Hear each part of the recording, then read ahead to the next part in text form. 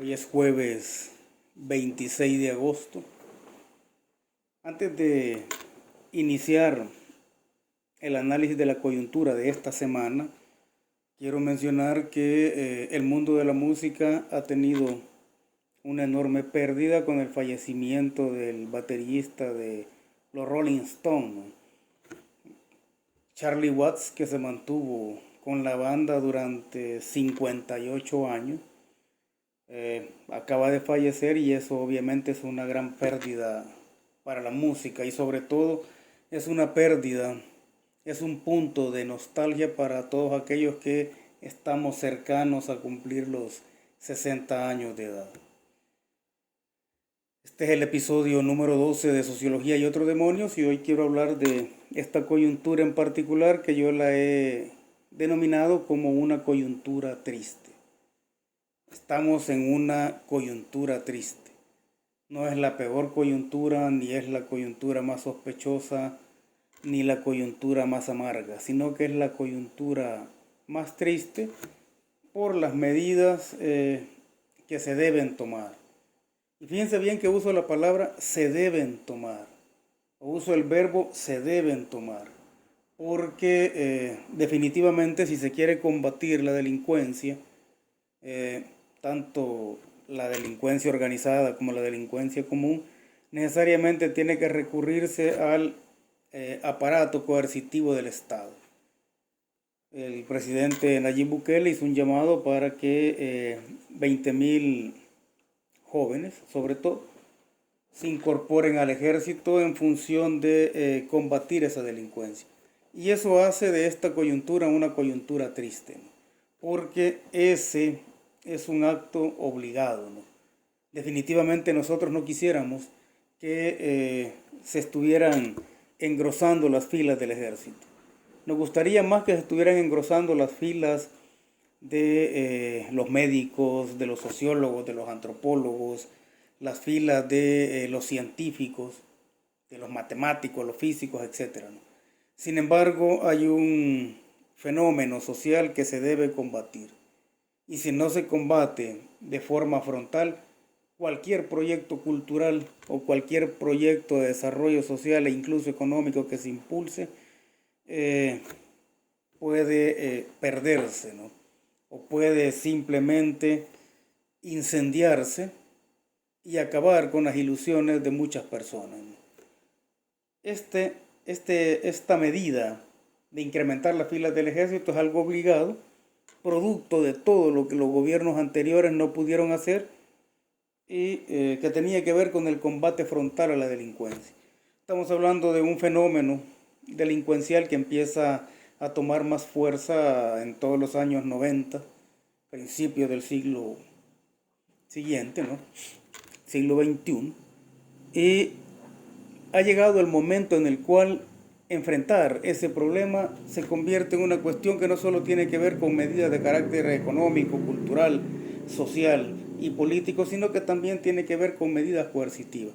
En este caso estamos hablando de engrosar las filas del ejército para poder darle más sustento al control territorial. Como digo, nosotros no quisiéramos ver eso, pero hay muchas comunidades que todavía siguen asediadas por la delincuencia. Y entonces hay que tener presente que las pandillas son estructuras de poder y son estructuras de control territorial. Se pueden montar proyectos de desarrollo o proyectos lúdicos en las comunidades asediadas por las pandillas, pero si no se logra establecer algún tipo de medida coercitiva en el lugar, esos proyectos evidentemente van a ser echados al traste por los dirigentes de las pandillas de esos lugares. Hay que tener en cuenta que el acceso al poder cultural precede al acceso del poder político. Y en este caso estamos hablando de que medidas coercitivas tienen necesariamente que ir acompañadas y con mayor fuerza por medidas de carácter cultural, educativo, deportivo, lúdico, etc., ¿no? Pero se debe acceder al poder cultural para que no sea necesaria la represión o para que no sea necesaria la coerción. Ese acceso al poder cultural va a permitir que se acceda al poder político, Por el momento podemos afirmar, sin temor a equivocarnos, que se ha accedido al poder electoral. Y ese acceso al poder electoral te está permitiendo que se lleven a cabo una serie de medidas que la mayoría o la inmensa mayoría de la población está aplaudiendo, bueno, no solo en El Salvador, sino que en la región centroamericana, pero que si lo estamos pensando como un proyecto de nación, tenemos que pensar en el panorama amplio. Y en ese panorama amplio hay medidas o coyunturas tristes como esa de engrosar las filas del ejército, y hay coyunturas que son amargas cuando se tiene que reordenar toda la lógica social y económica para poder impulsar un proyecto que el día de mañana nos haga sentir orgullosos. En ese marco de coyunturas tristes o coyunturas amargas, entra en este momento lo que es la propuesta o el proyecto de reformas a la Constitución. A mí me parece que más que hablar de reformas a la Constitución, deberíamos estar hablando de un cambio de Constitución. El solo reformar la Constitución me parece que es una medida temerosa. Los ataques o el costo político que pueda tener reformar la Constitución va a ser el mismo que si se cambia la Constitución. ¿Por qué? Porque reformarla significa casi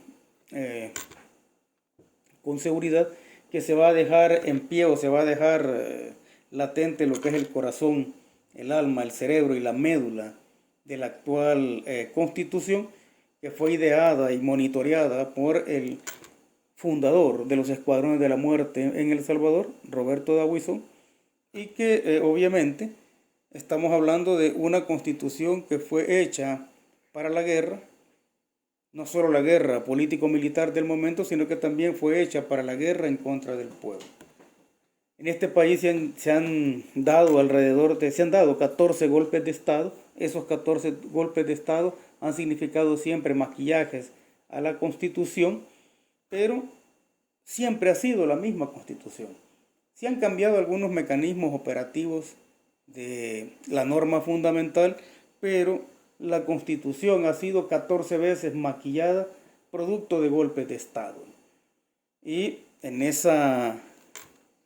ese proceso en el cual el golpe de Estado precede a una reforma constitucional o a un maquillaje constitucional, lo que hay que destacar es que el pueblo siempre ha permanecido al margen. Al interior de la Constitución se dice de que el pueblo es el soberano, que es el único soberano, que es el que tiene el poder de decisión. Sin embargo, se le montan una serie de artículos pétreos que le impiden reformar la lógica política de acuerdo a sus propias expectativas, ¿no? Es más, hay un artículo de la Constitución, un artículo pétreo, que prohíbe a la gente que hable, por ejemplo, de la reelección presidencial. Entonces, esos 14 golpes de Estado que han significado 14 maquillajes a la misma Constitución, siempre han dejado fuera al pueblo. Y he casi olvidado de que la norma fundamental o la Constitución es una especie de contrato social, y en el caso de El Salvador, la parte más importante o una de las partes de ese contrato social siempre ha quedado fuera. Nunca ha participado en la redacción, ni mucho menos en el espíritu de esas constituciones. Y estoy hablando de que quien ha quedado fuera es el pueblo. Ahora, la Constitución como tal es una cuestión sociológica, no es una cuestión jurídica, ¿no? Es una cuestión sociológica que tiene herramientas jurídicas, ¿verdad? Y esas herramientas jurídicas son el aspecto formal de las constituciones. Hablar de tribunales constitucionales o hablar de cambiar una serie de mecanismos o incluso hablar de darle mayor participación al pueblo, eso obviamente son buenas noticias o forman parte de un proceso gradual en el cual el pueblo va teniendo mayor protagonismo al interior de las decisiones políticas en El Salvador. Sin embargo, como digo, la Constitución es una cuestión sociológica con herramientas jurídicas. Y acá se le está viendo al revés, ¿no? Hay una propuesta de reforma.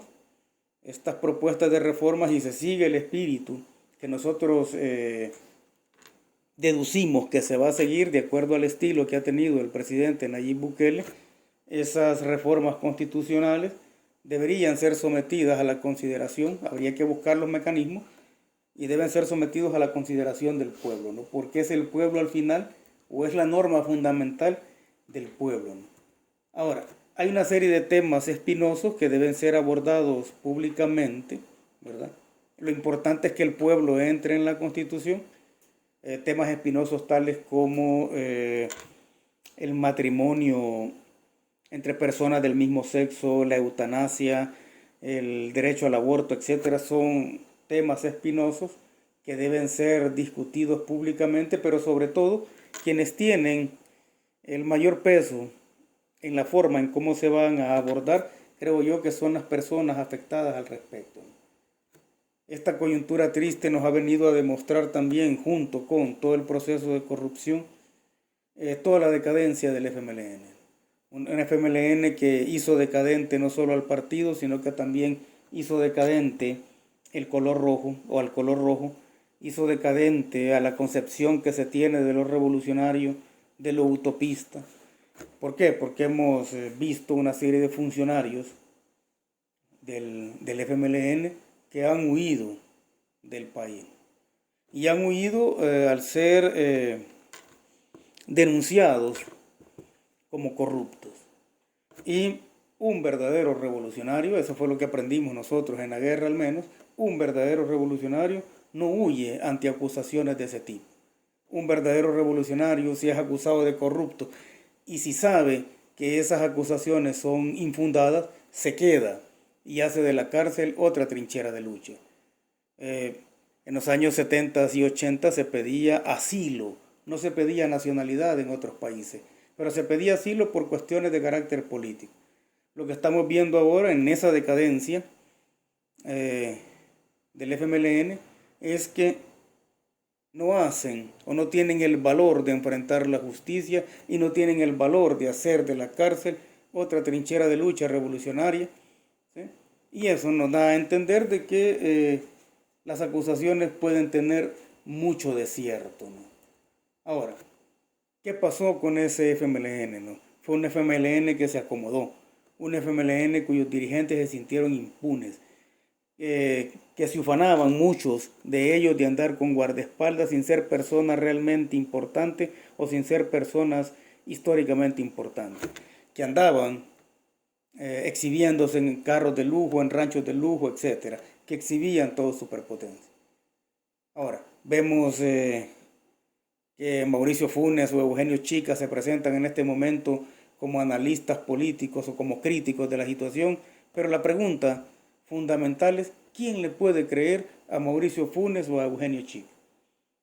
Si se hace un análisis de cuál es el personaje que más daño le ha hecho a la utopía o a esa visión de izquierda o de izquierdas que se tiene en El Salvador, creo yo que quien se llevaría el primer lugar sería Mauricio Funes, porque es un personaje que desde fuera de una concepción partidaria tradicional llega al poder ejecutivo y no hace de la utopía un proyecto de nación. Y para terminar de rematar, o para terminar de joder, como diría mi abuela, sale huyendo, ¿verdad?, ante las acusaciones que se le hacen de corrupción. Pero la pregunta es válida, ¿no? ¿Quién le puede creer en este momento a Mauricio Funes o quién le puede creer a Eugenio Chica, que en sus análisis sale diciendo de que en el FMLN hay varias vertientes y que algunas de esas vertientes son válidas, o que algunas de esas vertientes están en contra de todo lo que se hizo? Porque la pregunta fundamental en este caso sería, ¿por qué no lo denunciaron en el momento más oportuno? Definitivamente esa coyuntura triste, juntada, unida, vinculada, atada a la coyuntura de los corruptos, creo yo que debe dejar una lección muy importante. El pueblo salvadoreño debe aprender que no va a permitir ningún acto de corrupción de los gobiernos anteriores, porque van a ser perseguidos todos los corruptos, pero también el pueblo salvadoreño va a estar vigilante de los actos de corrupción que pueda cometer algún funcionario actual, porque estaría dañando las ilusiones del pueblo o estaría dañando toda esa